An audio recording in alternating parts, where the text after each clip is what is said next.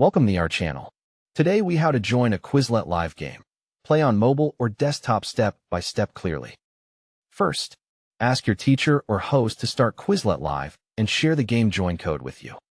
Check that you have a stable internet connection on Wi-Fi or mobile data before you begin.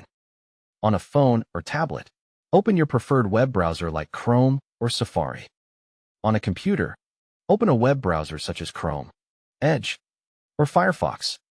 In the address bar, type quizlet.com/live and press enter or go. Wait for the Quizlet live join page to load completely. Locate the field that asks for a join code or game code. Carefully enter the exact code you received, including any letters or numbers. Double-check the code for typos, because one wrong character will block entry. Tap or click the button to join the game. When asked for a name, type your real first name or the nickname your teacher expects. Avoid special characters if the game does not allow them.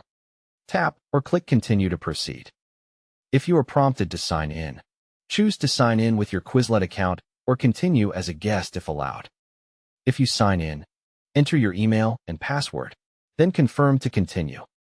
If you see a message that the game is full, tell the host and wait for instructions. If you see a message that the code is invalid, ask the host to repeat the code and try again.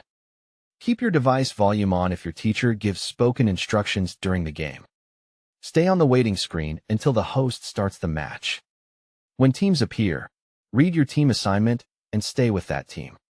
If the game uses team mode, do not switch devices or refresh the page unless the host tells you to. If you get disconnected, reopen Quizlet.com/live and enter the same code to rejoin. When the first question appears, read the prompt carefully before choosing an answer.